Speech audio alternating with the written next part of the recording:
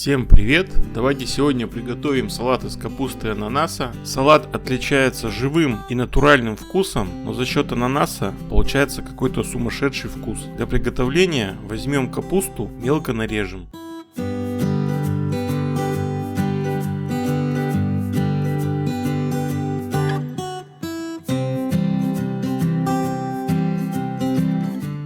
Далее выложим в чашу. Возьмем банку с ананасами. Желательно, чтобы в банке они были уже нарезаны. Сольем жидкость. Добавим в салат. Все перемешаем. Добавим майонез. У меня это 2 столовые ложки. Снова перемешаем.